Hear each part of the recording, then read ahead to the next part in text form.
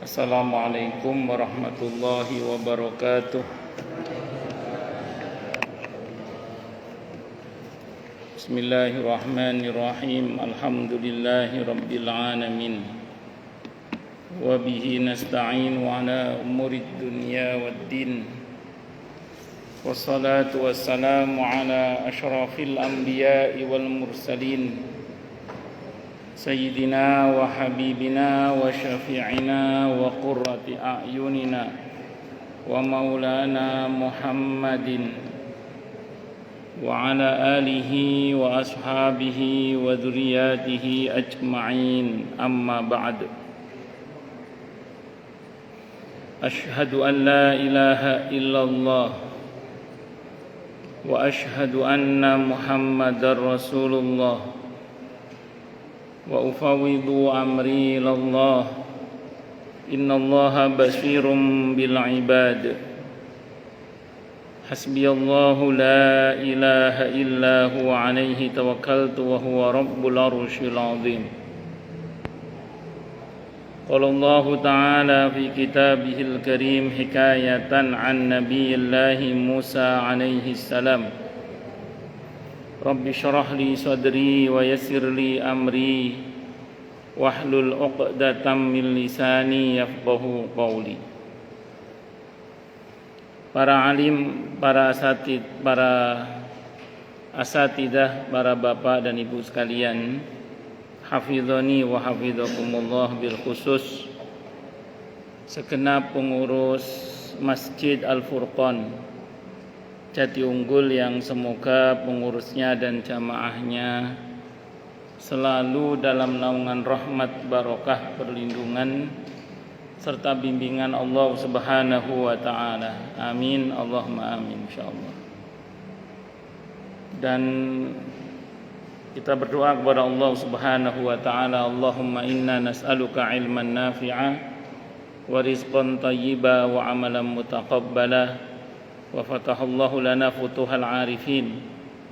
Allahumma inna na'udzubika min ilmin la yanfa' wa amalin la yurfa' wa qalbin la yakhsha' wa du'a la yusma'. Allahumma ati anfusana taqwaha wa zakkiha anta khairu man zakkaha anta waliyuha wa maulaha. Amin, Allahumma amin, insyaallah.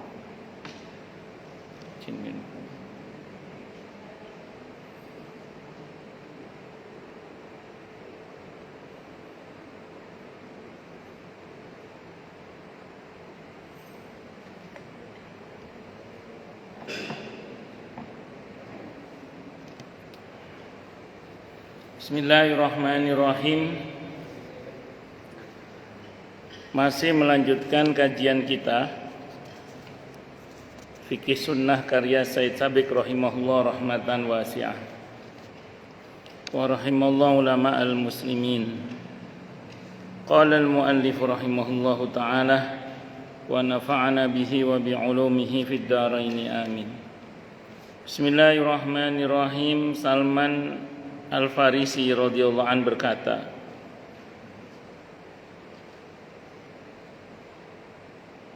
Rasulullah Muhammad sallallahu alaihi wasallam bersabda, halaman 356 ya. 356. Alaikum biqiyamil lail. Hendaklah kalian mengerjakan salat malam.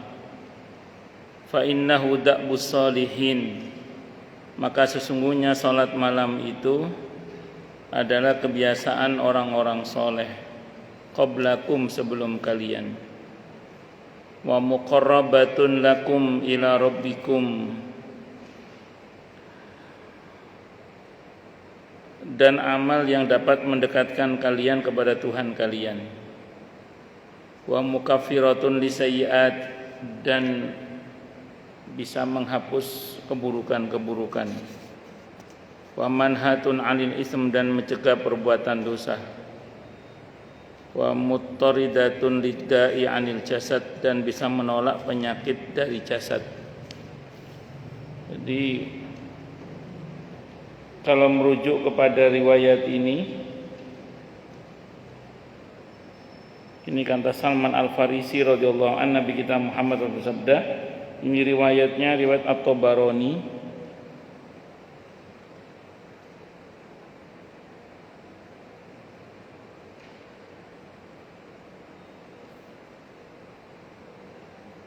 Ibnu Hibban juga, Abu Dawud juga, dan beberapa ulama-ulama yang lainnya. Ada yang menganggap ini thiqah, ada yang mendhaifkan dan yang mensahihkan riwayat ini. Tapi kita pakai yang tidak mempersoalkan riwayat ini, yaitu yang versi Imam At-Tabarani tadi. Jadi biasalah ada hadis itu dikomentari oleh ulama, yang satu mengatakan sahih, yang satu mengatakan lemah, yang satu mengatakan hasan, itu biasa. Baik, saya mau terangkan yang pertama. Qiyamul lail itu merupakan kebiasaan orang-orang soleh terdahulu. Kalau sedekah, orang yang enggak soleh pun bisa sedekah. Silaturahim, orang yang enggak soleh pun bisa silaturahim.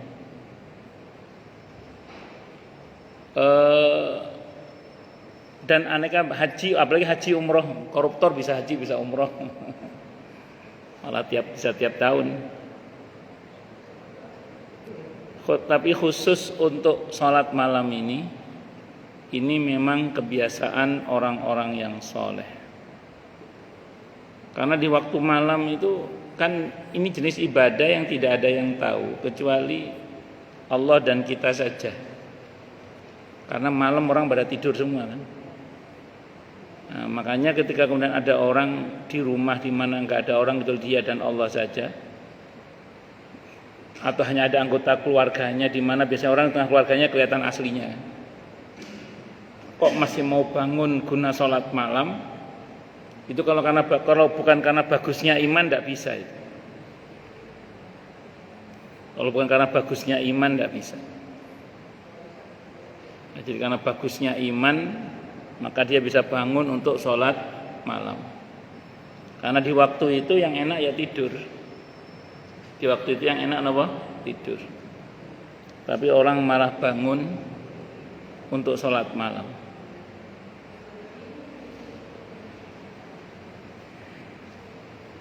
Terus kemudian sholat malam bisa mendekatkan seseorang kepada Tuhannya, yaitu Allah Subhanahu wa ta'ala. Karena di waktu itu adalah waktu di mana dalam tanda kutip ya, Allah turun ke langit dunia. Artinya perhatian Allah kepada hambanya lebih pada malam itu.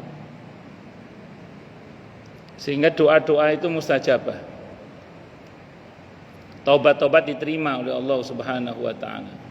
Istighfar-istighfar didengar lebih khusus oleh Allah Subhanahu wa ta'ala. Bisa menghapus keburukan, menghapus dosa maksudnya. Mencegah dari perbuatan dosa. Orang kalau rajin salat malam insya Allah lebih tercegah dari perbuatan dosa. Kalau nggak pernah salat malam bisa lost doll. Tapi kalau pakai salat malam insya Allah masih ada remnya lah. Bahwa manusia itu tidak luput dari salah dan dosa iya. Tapi paling nggak ada remnya kalau dia rajin salat malam. Dan bisa menolak penyakit dari jasad. Sehat maksudnya. Di Surabaya itu ada dokter Soleh, Muhammad Soleh namanya. Dokter Muhammad Soleh. Beliau buka praktek pengobatan holistik, tapi bukan yang kayak dokter siapa itu, Hartono atau siapa. Beliau holistiknya itu pakai tahajud. Jadi dokter Muhammad Soleh di Surabaya itu buka terapi kesehatan melalui sholat tahajud. Yang saya tahu sendiri, saya melihat sendiri, itu Allahyarham kakek saya sendiri itu. Kakek dari ibu. Kakek saya dari ibu itu terbiasa bangun jam 2 dini hari. Jam 2 dini hari itu udah bangun. Yang saya kenal dan yang saya tahu beliau mandi sekujur tubuh di daerah Lumajang sana. Nah itu Pak, kalau daerah Lumajang itu jam segitu itu air itu dingin sekali. Kalau di kita kan air pam ya, atau air sini nggak terlalu dingin lah. Tapi kalau di Lumajang sana itu jam segitu, apalagi Lumajang yang daerahnya kakek saya yang agak dekat ke Gunung Semeru, itu dingin sekali. Itu beliau bangun, mandi sekujur tubuh kakek saya, Allah yarham kakek saya. Terus nanti beliau tahajud, adzan subuh ke musola salat jamaah, itu ndak turun baca Quran sampai waktu duha pokoknya. Duha baru turun, sarapan terus ke sawah. Kakek saya Allah yarham. Yang saya tahu dari beliau selama saya jadi cucunya lah, sehat beliau itu Masya Allah. Wafat di usia 86 tahun masih gagah. Wafat di usia 86 tahun, kurang lebih 20 tahun beliau wafat, masih gagah Allah yarham. Kakek saya Allah yarham, Haji Ihsan Taufik namanya, masih gagah, ahli sholat malam beliau. Itu usia 80 itu makan durian masih berani. Sate kambing masih berani. Iya, masih berani. Kan nenek saya yang ketiga itu kan wafat. Kan kakek saya ini 3 istrinya, tapi nenek saya pertama wafat, yang kedua cerai, yang ketiga itu wafat juga akhirnya. Itu kakek saya udah umur 80-an tahun. Itu masih ngomong sama ibu saya Allah yarham, dono ta rondo-rondo umur 50-50. Umur 80 masih bisa minta cari istri lagi. Kakek saya Allah yarham, gagah, orangnya gagah, mandiri. Masih gagah, mandiri. Ada pikunnya dikit tapi hampir tidak ada pikunnya beliau. Ada pikunnya dikit tapi hampir tidak ada pikunnya. Orangnya sawabar orang. Kakek saya Allah yarham, Haji Ihsan Taufik itu. Masya Allah. Itu barokahnya tahajud. Itu saya lihat sendiri. Lihat sendiri bagaimana barokahnya tahajud sampai usia segitu masih gagah. Memang dari bangun jam 2 itu rutin itu. Saya kalau tidur di rumah beliau kalau nggak tahajud dimarahi. Padahal kan nggak wajib tapi dimarahi kalau nggak tahajud. Suruh tahajud. Itu beliau kakek saya Allah yarham. Allahu Akbar. Jadi menyehatkan secara mental juga lebih menyehatkan tahajud itu. Makanya saya ulang, hanya orang yang punya kesadaran pentingnya perjumpaan dengan Allah yang insya Allah mau memaksakan diri untuk bangun sholat malam.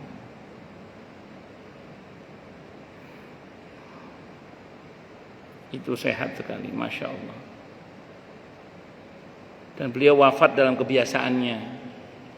Kebiasaan beliau salat tahajud, beliau wafat dalam kebiasaannya itu. Salat malam itu ada paman saya Allah yarham menemani beliau. Tidak biasanya malam itu zikir beliau kok kenceng gitu. Enggak biasanya malam itu zikirnya kok kenceng. Zikir la ilaha illallah kenceng. Tambah lama tambah naik la ilaha illallahnya. Disamperin oleh paman saya, ternyata beliau sudah wafat. Wafat dalam kebiasaannya sholat tahajud, wafat dalam zikir kebiasaannya la ilaha illallah. Semoga kita semua husnul khotimah, syahid di jalan Allah. Amin. Allahumma amin insyaallah. Sahal ibn Sa'ad radhiyallahu anhu berkata, Jibril datang menemui Nabi kita Muhammad sallallahu alaihi wasallam lalu berkata, "Ya Muhammad, hiduplah sekehendakmu, tapi ingatlah engkau pasti akan mati. Ish ma syi'ta fa innaka mayyitun." Hiduplah semaumu, tapi ingat kamu pasti mati. Ya tentu ini sebenarnya tidak untuk mengingatkan Nabi Muhammad SAW, tapi ini lebih kepada mengingatkan kita umatnya.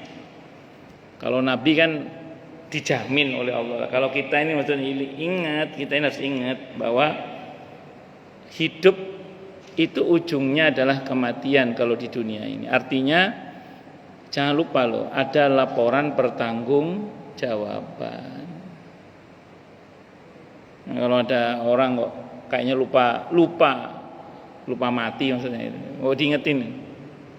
Apa kamu kira kamu nggak akan mati ya? Apa kamu kira kalau mati terus selesai urusan?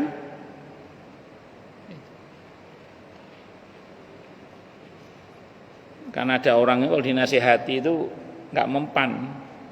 Tapi kalau ditanya itu mikir. Ya, kalau ada orang itu kamu harus gini, enggak mempan. Kamu jangan gitu, enggak mempan. Tapi kalau ditanya itu malah mikir. Kamu mau berapa lama begini? Mau begini terus? Apa kamu kira kamu enggak akan tua? Apa kamu kira kamu tidak akan mati? Apa kamu kira kamu tidak akan diminta pertanggungjawaban setelah mati? Nah, itu walaupun orang kupingnya udah terlanjur dengar kan, walaupun kelihatannya cuek tapi kupingnya udah terlanjur dengar, maka otaknya kan berusaha menjawab. Ya harapannya itu terjadi fikir dan dikir sehingga terjadi tazkiyatun nafas, sehingga mudah-mudahan orang itu bisa sadar. Perbuatlah apa yang engkau kehendaki, tetapi ingatlah engkau pasti akan mendapatkan balasan atas perbuatan itu. If'al ma syi'ta fa innaka majziyun bih. Berbuatlah semaumu, tapi ingat semuanya pasti akan ada balasannya.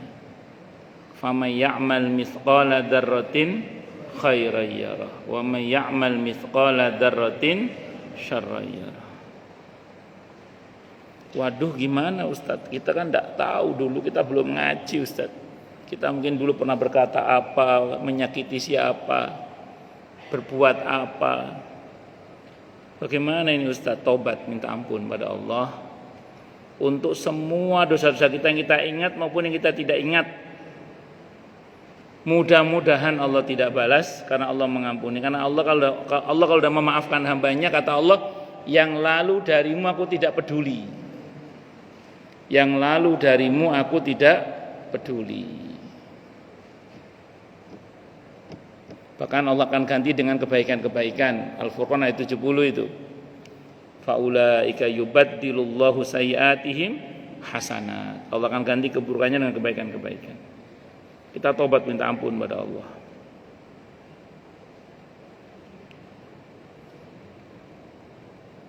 Saya melihat pada sebagiannya pada diri saya dan sebagiannya pada orang lain juga. Itu balasan amal itu memang nyata. Balasan amal itu baik yang baik maupun yang buruk. Cuman kalau yang buruk kalau kita tobat ya insya Allah enggak dibalas. Kalaupun dibalas yang penting kita selamat, itu aja. Diringankan oleh Allah.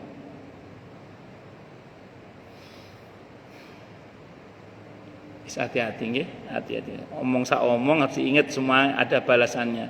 Di dunia ini terlebih di akhirat nanti. Di dunia ini terlebih nanti di akhirat.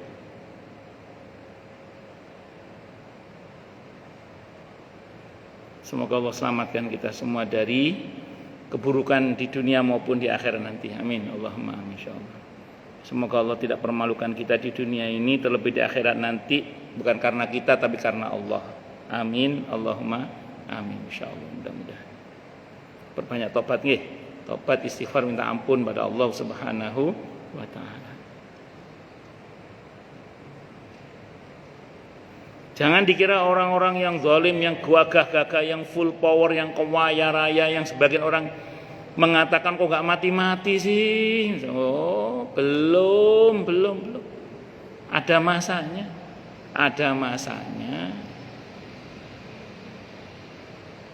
Al-Quran itu membahasakan dengan bahasa yang sederhana, bahwa dibandingkan dengan mereka kaum Ad, kaum Samud, Fir'aun, Haman, Namrud, negeri Iram dan macam-macam itu, negeri Sabah dan macam-macam, itu kita semua hari ini nggak ada apa-apanya. Tapi dulu mereka semua sudah hancur. Maka membalas yang sekarang pun itu juga mudah bagi Allah Subhanahu wa taala. Jangan dikira tidak dibalas. Cuma kita aja yang nggak tahu, itu aja. Kita melihatnya saja seolah-olah mereka itu gagah, tak tertandingi atau tak terkalahkan karena full power, full kekuasaan, full misalnya gitu. Tapi kalau Allah berkehendak maka tidak ada yang sulit. Karena ada tuh orang-orang yang jahat tapi tidak mati-mati itu loh.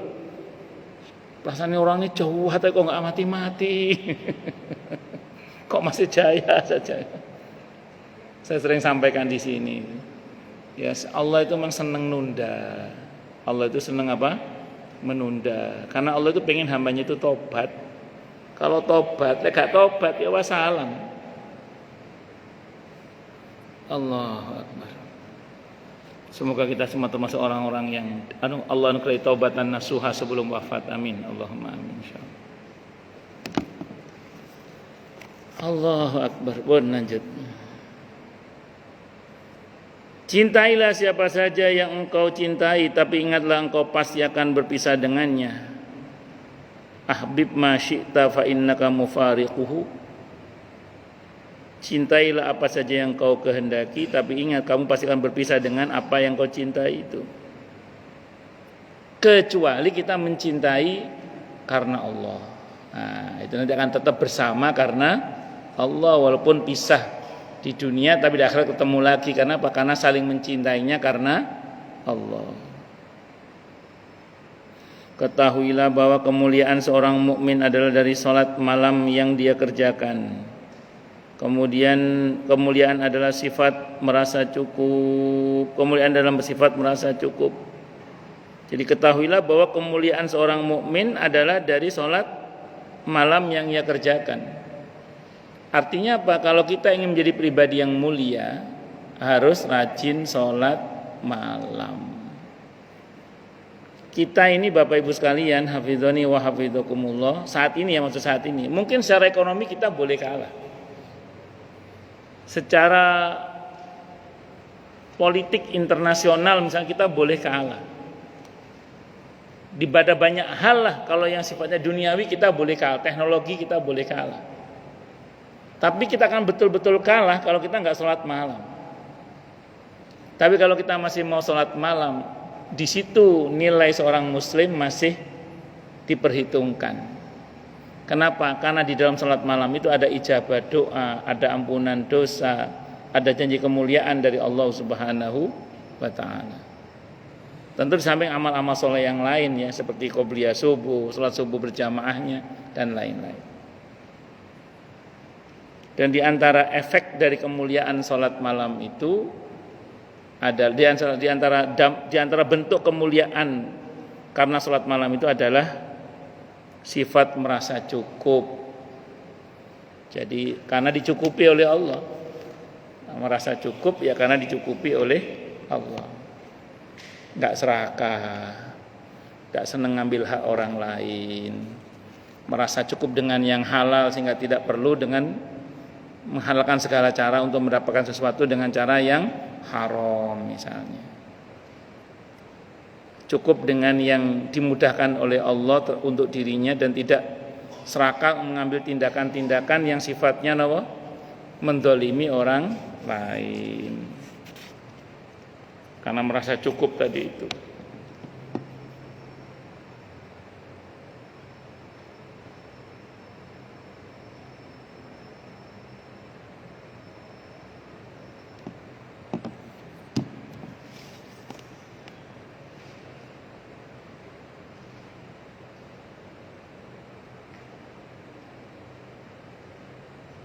Hadis yang tidak ada masalah, sahih.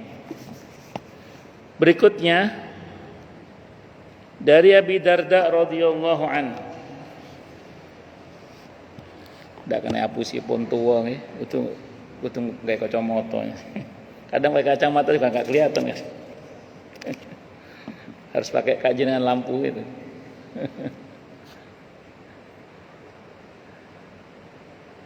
Ndak kena hapusi, umur mboten kena hapusi. Usia itu tidak bisa dibohongi.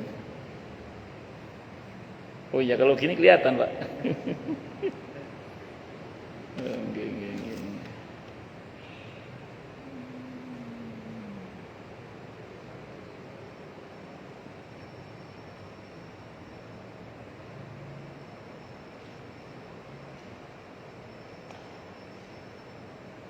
Ya, hadisnya sahih, tidak ada masalah.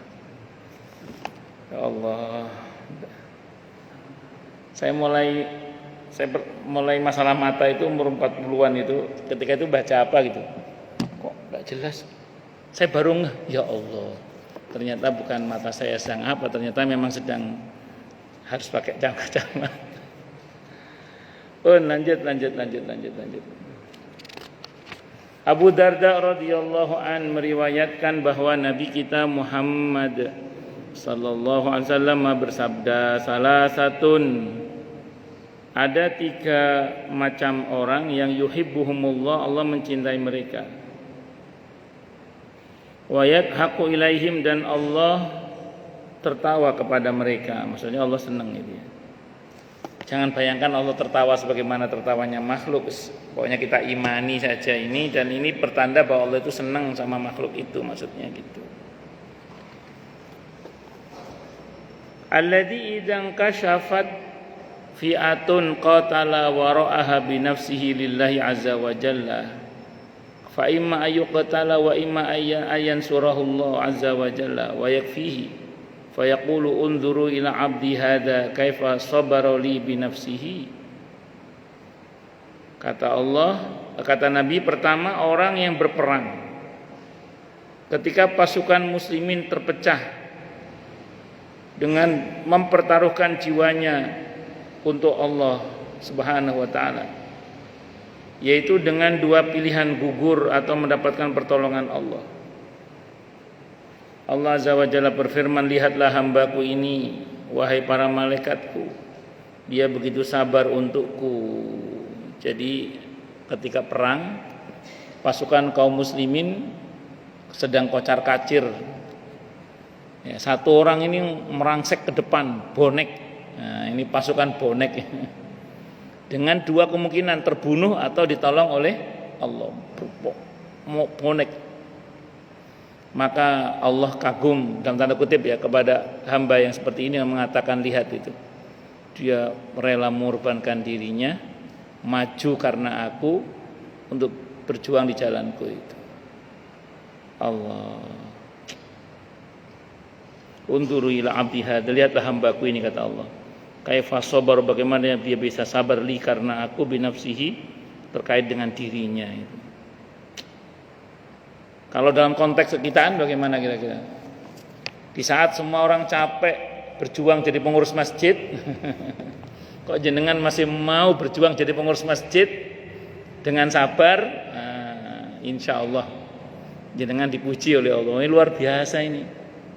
Masih tetap nekat jadi pengurus masjid, walaupun banyak yang interupsi, banyak yang interupsul, banyak yang komen ini komen itu, tapi masih sabar, mau terus jadi pengurus masjid, mau sabar jadi pengurus masjid, pengurus musola, pengurus majelis taklim, tetap mau berjuang di jalan Allah walaupun diomong ini diomong itu. Nah, ini kalau berhasil ini, masya Allah, dipuji oleh Allah sebagai orang yang sabar tetap berjuang di jalan Allah.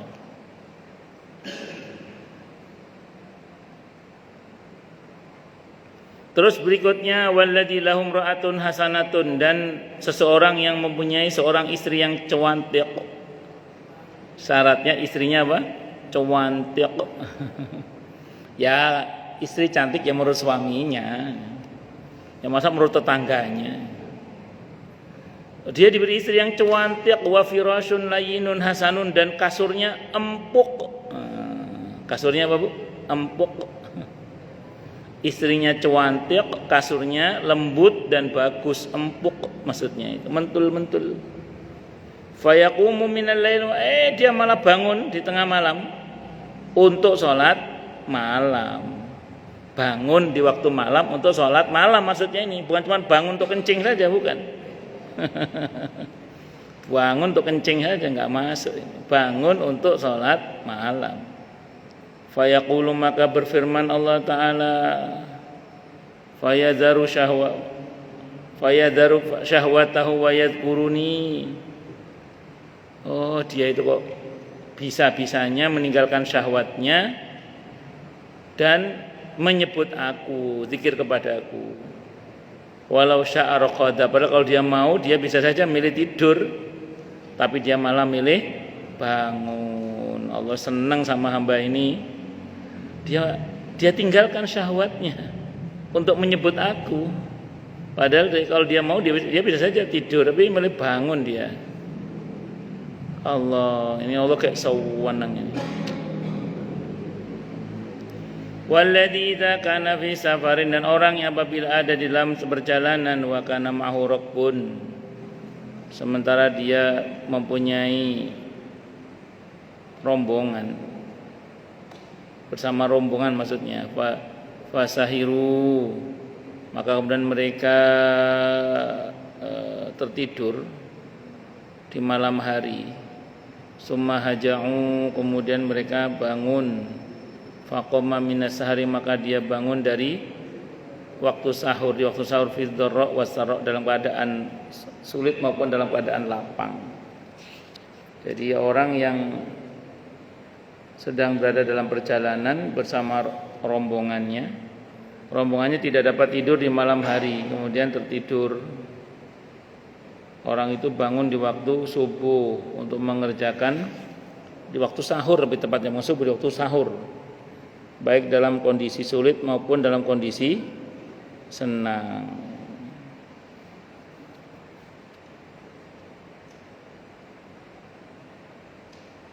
Rawinya juga thiqah, enggak ada masalah sahih.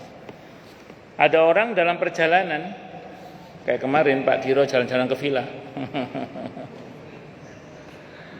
Capek istirahat, tidur. Tapi di antara rombongan ada yang masih menyempatkan diri bangun untuk sholat malam di waktu sahur. Itu terjemahannya kurang pas itu, di waktu subuh. Yang betul di waktu sahur itu, di teks hadisnya di waktu sahur.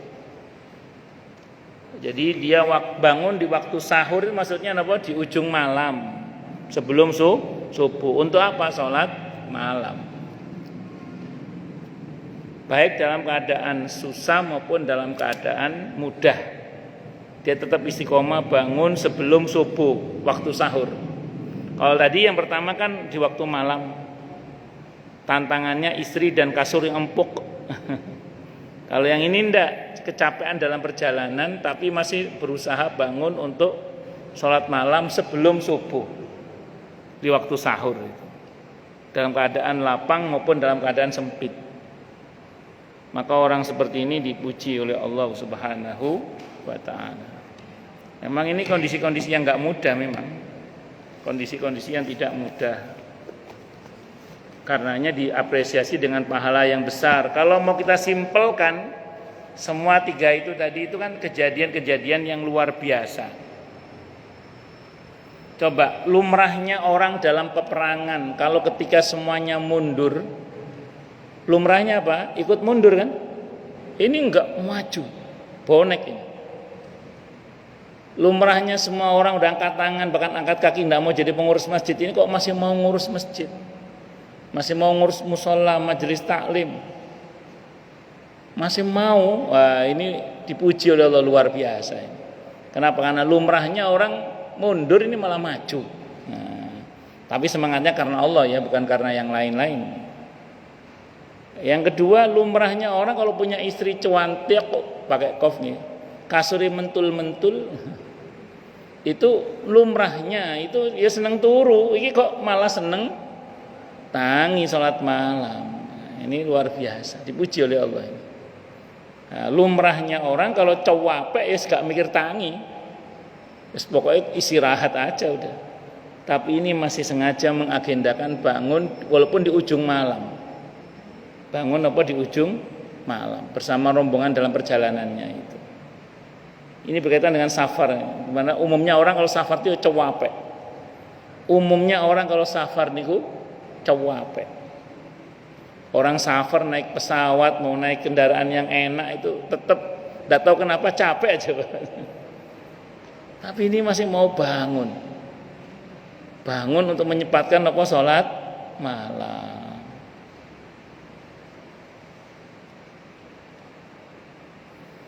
Saya kalau naik bis itu ke Jawa Timur, misalnya naik bis atau dari Jawa Timur ke Jakarta, itu kan naik bis atau naik kereta kadang. Nah itu kan kadang waktu-waktu malam itu, di mana malam-malam mustajabah itu kan kita masih di atas bis itu. Kalau sholat sunnah kan aturannya agak lebih longgar itu. Tayamum aja udah.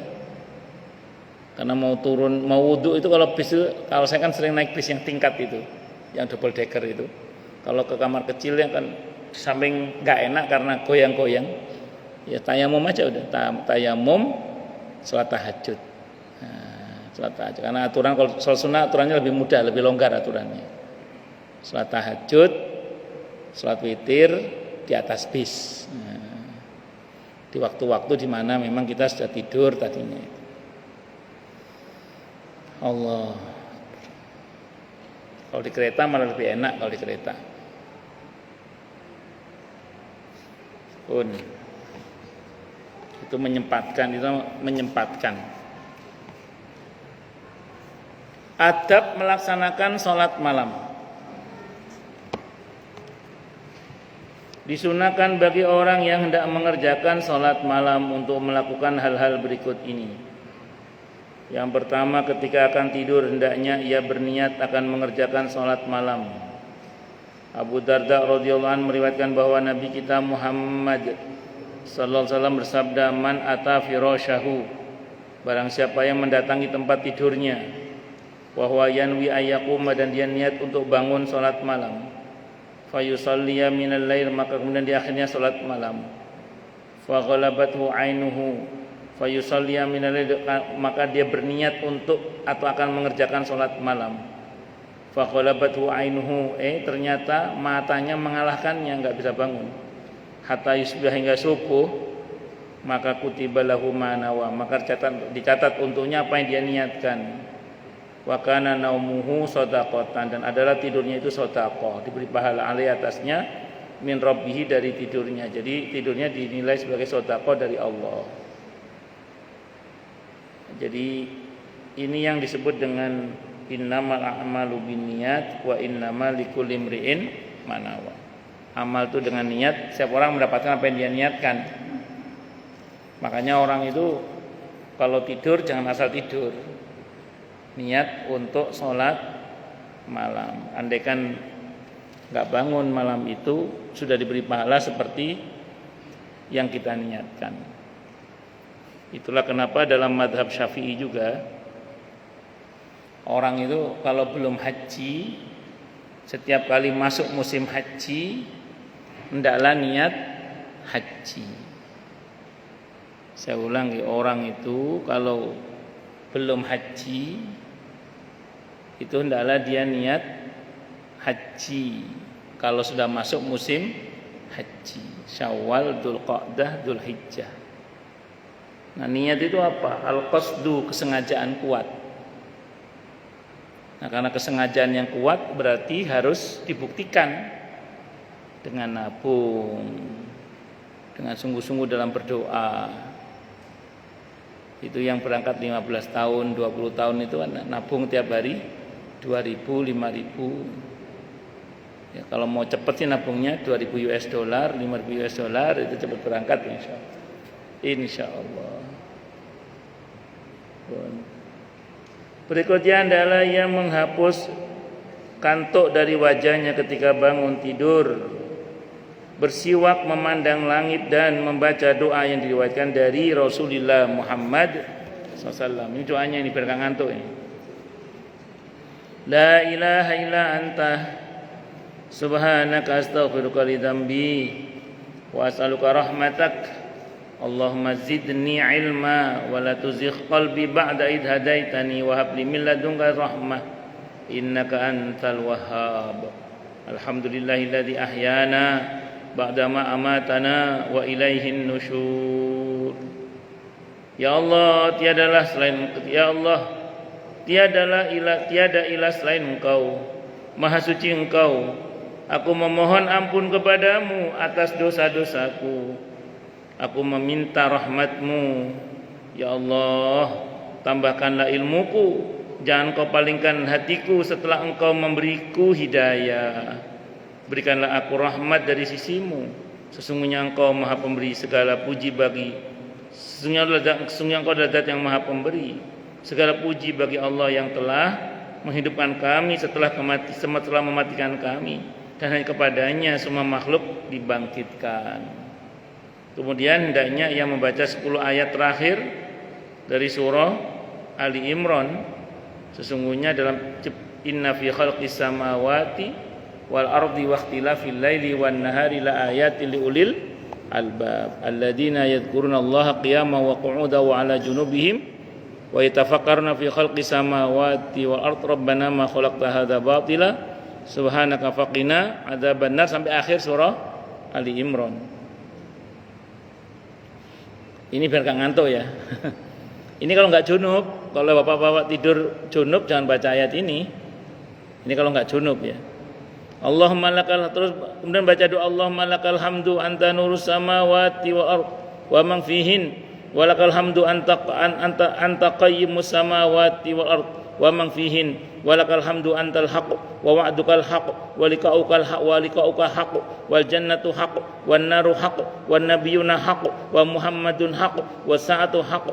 Allahumma laka aslamtu bika amantu wa 'alaika tawakkaltu wa ilaika anabtu wa bika khasamtu wa ilaika hakamtu faghfirli ma qaddamtu wa ma akhartu wa ma asrartu wa ma a'lantu antallah la ilaha illa ant. Ya Allah, segala puji bagimu, Engkau adalah cahaya langit, pemilik cahaya langit dan bumi. Allah itu bukan cahaya langit dan bumi, Allah itu pemilik cahaya langit dan bumi serta semua makhluk yang ada di langit dan di bumi. Segala puji bagimu, Engkau penegak langit dan bumi serta semua makhluk yang ada di langit dan di bumi. Engkau adalah ilah hak, Engkau adalah Tuhan yang hak benar. Janjimu adalah benar, pertemuan denganmu adalah benar, firmanmu adalah benar, surga adalah benar, neraka adalah benar, para nabi adalah benar, Muhammad adalah benar, hari kiamat adalah benar. Ya Allah, kepadamu aku berserah diri, kepadamu aku beriman, kepadamu aku bertawakal, kepadamu aku kembali, kepadamu aku mengadu, kepadamu aku mengajukan orang yang menentang kepada kebenaran akan janjimu. Aku menjadikanmu hakim di antara aku dan penentang kebenaran itu. Ampunlah dosa yang telah aku lakukan, dosa yang belum aku lakukan, dosa yang aku lakukan dengan sembunyi dan dosa yang aku lakukan dengan terang-terangan. Engkaulah Allah, tiada ilah yang Engkau, tiada ilah selain Engkau. Panjang Ustaz, enggak hafal. Saya juga enggak hafal. Terus gimana caranya? Kalau pakai teori yang Nabi ajarkan ke sahabat, doanya gini, begitu bangun, paling enggak kita baca kita apalah ya. Alhamdulillah ahyana ba'da ma amatana wa ilaihin nusyur. Terus doanya gini, ya Allah, hamba mohon kepadamu dengan doa yang Nabi Muhammad SAW telah mengajarkan doa itu saat bangun. Nah, gitu aja. Oh, memang boleh gitu Ustaz? Boleh. Mana dalilnya? Nanti insya Allah kita ketemu di Riyadhus Shalihin bab tentang doa. Ada sahabat itu datang sama Nabi gini, ya Rasulullah, doa yang Anda ajarkan itu banyak sekali, saya enggak hafal ya Rasulullah. Kata Nabi gini aja doanya wis. Ya Allah, kurang lebih aku mohon kepadamu kebaikan yang telah dimohonkan Nabi Muhammad SAW, dan aku berlindung kepadamu ya Allah dari keburukan yang Nabi Muhammad SAW telah berlindung darinya kepadamu. Enak wis. Saya sendiri itu kalau safar itu, saya baca doa yang saya hafal aja, sisanya kan ada banyak doa itu. Saya gini, ya Allah, saya berdoa sebagaimana Nabimu berdoa saat safar. Amin. Sudah selesai. Ya, Nabi yang ngajar, ya. Nabi yang ngajar. Allahu Akbar.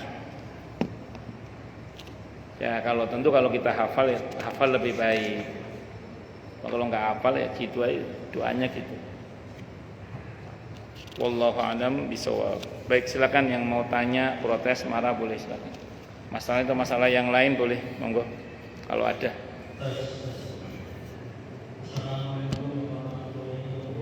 Waalaikumsalam warahmatullahi wabarakatuh. Ini saya mendengar keributan atau saling membujak antara apakah itu ilmu garis-garis dari kafir atau bagaimana. Yang jelas itu mereka merasa benar apa yang dilakukan. Namun kita sebagai orang Islam kan tentunya bingung.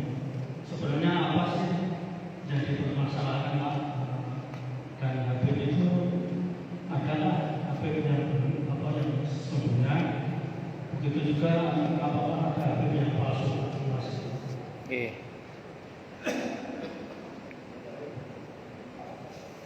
Bismillahirrahmanirrahim. Pertama saya mau ingatkan aja nggih, jangan ikut dalam lingkaran pertengkaran itu, karena itu bagian dari kerja para pihak yang tidak bertanggung jawab untuk mengadu domba anak bangsa ini. Satu dulu. Yang kedua, bahwa ada oknum-oknum yang melabeli dirinya dengan label Habib. Oknum lah, enggak semuanya oknum. Kemudian bertindak dengan tindakan-tindakan yang tidak baik, itu memang ada. Ya, sebagaimana Raden yang asli dan Raden yang palsu ada, maka Habib yang asli dan Habib yang palsu itu juga ada. Kenapa? Karena Habib itu kan bukan gelar keulamaan. Habib itu gelar darah biru dari Yaman yang disinyalir atau diyakini nasabnya nyambung sampai ke Rasulullah Muhammad sallallahu alaihi wasallam. Nah, terah darah biru ini belum tentu ulama. Kesalahan orang adalah nganggep kalau Habib pasti ulama. Padahal tidak semua Habib itu ulama. Walaupun banyak Habib yang ulama, banyak. Namun tidak semua Habib itu ulama. Nah, karena ulah sebagian orang itu, sehingga kemudian mengundang reaksi dari sebagian orang yang lain untuk menggugat nasab sang Habib ini. Nah, yang gugat itu Anda tahu sendiri, Anda jenengan pun mau tentang media siapa tokohnya itu. Tapi terlepas dari yes and no nggih. Kalau saya nggak mau ikut-ikutan, walaupun kalau Bapak nanya ke saya termasuk yang berkeyakinan nasab Ba'alawi itu nyambung sampai ke Rasulullah Muhammad SAW. Tapi terlepas dari perdebatan itu nggih, dan terlepas dari oknum-oknum nggih, kalau mau pesan mawon Pak Diro dan yang lainnya, termasuk saya sendiri, nggak usah ikut dalam pusaran pertengkaran itu. Wis, biarkan semua yang ada di situ menjelaskan apa yang perlu dijelaskan. Kita pun tumut-tumut nggih, karena ini bagian dari agenda pemecah belahan umat ini. Di Indonesia ini yang paling besar kan kaum beragama. Dulu sudah dicoba dibenturkan antara Islam dan Kristen misalnya. Berkali-kali Islam dan Nasrani itu berulang berkali-kali. Alhamdulillah nggak berhasil. Intern kaum muslimin coba dibenturkan juga. NU dan Muhammadiyah itu berapa kali mau dibenturkan. Alhamdulillah nggak berhasil juga. Alhamdulillah, kita bersyukur pada Allah, NU dan Muhammadiyah baik-baik saja sampai detik ini. Nah, terus komunitas kaum muslimin paling besar kan NU. Nah, sekarang yang digarap itu NU sekarang itu. NU dan dibenturkan dengan habaib sekarang ini. Makanya tidak usah ikut-ikut nggih. Itu ulah-ulah oknum saja. Nah, dalam proses pertengkaran kita nggak usah ikut-ikut. Biarin aja. Ini soalnya semakin kita tanggapi, semakin mengeruh nanti itu. Terus pesan saya yang kedua, jangan ikut mencela-cela nggih. Baik mencela kubu habaibnya maupun mencela kubu para kiai yang berseberangan dengan habaib. Jangan, stop. Tidak usah mencela. Kita tidak tahu makom beliau di sisi Allah soalnya. Kita tidak tahu makom beliau di sisi Allah. Saya memperhatikan orang-orang yang pro terhadap habaib, kadang seenaknya mencela kiai yang anti habaib. Sebagaimana kiai yang anti habaib kadang seenaknya mencela para habaib. Itu saya nggak setuju saya. Bahkan ada kecenderungan main pukul rata. Padahal kalau dipukul itu nggak rata, benjol biasanya. Saya nggak setuju makanya saya sering bilang ke jamaah, jangan ikut mencela. Anda di posisi mana terserah, tapi tolong jangan mencela. Itu nasihat saya. Jangan mencela. Jangan. Kalau ada perbuatan yang tercela, yang kita serang perbuatannya, bukan orangnya. Kalau ada perbuatan yang tercela, yang kita serang apa? Perbuatannya. Misalnya ini berbuat yang nggak benar gitu, yang kita serang perbuatannya. Dan satu orang itu aja yang kita serang, nggak usah terus semuanya diserang. Itu pun fokus pada memperbaiki, bukan pada fokus. Nah, jadi ingatan Pak Dirong ya. Jadi ini kayaknya semacam ada agenda pemecah belahan anak bangsa. Itu seperti itu. Wallahu alam bisawab. Kita jangan ikut. Saya pernah nulis status gini. Sehebat apapun kita, kalau kita masih mudah terpancing, berarti kita ini ikan. Sehebat apapun kita, kalau masih mudah terpancing, berarti kita ini ikan. Dan sehebat apapun kita, kalau masih mudah diadu, berarti kita ini masih domba. Berarti. Paham maksudnya? Mbok sak pintere nopo, sepinter apapun kita, kalau masih mudah kepancing, berarti apa? Kita ini ikan. Dan sehebat apapun kita, kalau masih mudah diadu, berarti kita ini apa? Domba. Hari ini tadi saya mau menerbitkan status, tapi nggak jadi. Saya pikir-pikir nggak jadi. Kenapa? Saya mau nulis gini di tulisan saya gini. Saya buka aja konsepnya ya. Takutnya saya salah. Ini sudah ada konsepnya ini, tapi nggak jadi saya terbitkan. Agak kasar soalnya bahasanya. Ntar saya lihat dulu di Facebook saya ini. Tapi nggak jadi saya terbitkan sih.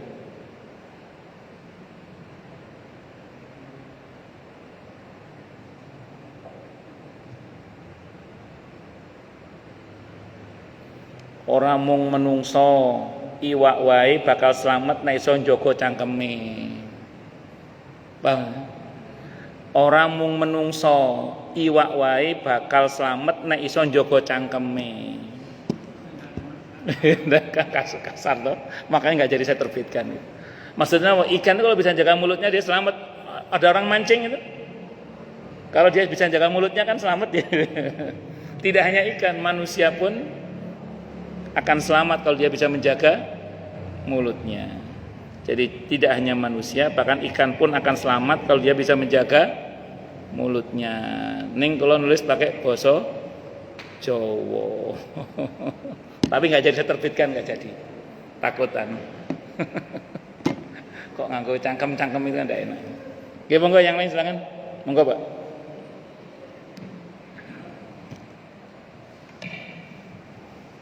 Assalamualaikum warahmatullahi wabarakatuh. Waalaikumsalam warahmatullahi wabarakatuh. Sebagai perbandingan, saat kita melaksanakan ibadah sahur, itu kan ada istilah melambatkan sahur dengan maksud jelas supaya berdasarkan kepada kesubuhan. Nah, sejalan dengan itu, apakah tidak sebaiknya kalau kita melaksanakan malam ditunggu pada waktu saat menjelang atau menjelang setelah subuh, misalnya setengah 4 atau jam 3. Nah, ini kan saya lebih indah untuk kita lakukan. Dan ini memang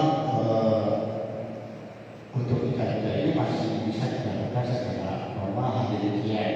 Artinya kita bisa berikan sekian dan tidak sebut dan tidak bangun, kemudian ke masjid, sholat sunat sebelum subuh, kemudian datang dengan subuh kemudian pulang. Yang dipermasalahan beberapa di antara saudara saya yang telah berusia 80 tahun, seperti yang sudah saya katakan tadi. Nah, kebiasaan-kebiasaannya itu adalah menjadi kembali pada waktu siang hari dia tidak tidur, pada malam hari akan jam 12 tidak bangun. Nah, apakah mereka sebaiknya digunakan pada jam 12 tadi yang sudah tahajud, atau karena itu dalam subuh? Bagus. Jadi memang Allah jadikan malam itu sebagai selimut ya. Dan Allah jadikan siang itu sebagai hamparan. Artinya memang idealnya malam itu tidur, siang itu bangun idealnya. Cuman kan ayat itu harus dipahami sebagaimana praktek kehidupan Nabi kita Muhammad SAW.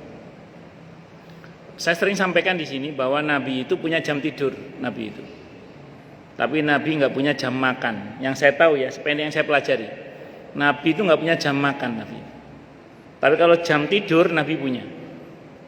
Rutin kalau tidak ada kepentingan kaum muslimin tentunya ya. dengan catatan dalam riwayat yang saya baca, kalau tidak ada kepentingan keluarga dan kepentingan kaum muslimin. Itu Nabi kita Muhammad sallallahu alaihi wasallam itu selesai sholat Isya tidur beliau. Selesai sholat Isya itu tidur beliau. Nanti bangun kalau di surah Al-Muzammil itu tengah malam lewat dikit atau kurang dikit. Beliau itu sholat malam beliau terus sampai waktu subuh kurang 50 ayat. 50 ayat itu ayat yang sedang, bukan ayat yang panjang, bukan ayat yang pendek. Kalau kita baca secara murattal rata-rata 15 menit atau 20 menit atau setengah jam lah sebelum subuh rata-rata. Kata Siti Aisyah radhiyallahu anha, Nabi kalau sedang mau sahur puasa itu beliau sahur di jam-jam itu. Di jam-jam itu kira-kira setengah jam sebelum subuh lah kira-kira, atau 20 menit sebelum subuh. Itu beliau sahur. Tapi ingat, sahurnya Nabi itu kurma. 1, 3, 5 Nabi itu. Seringnya Nabi itu makan kurma itu 1, 3, 5 kata para ulama yang pernah saya ngaji ya. 7 itu untuk ajwa supaya kita bebas sihir, kalau itu nanti bebas racun dan sihir. Tapi yang Nabi makan biasanya 1, 3 atau 5.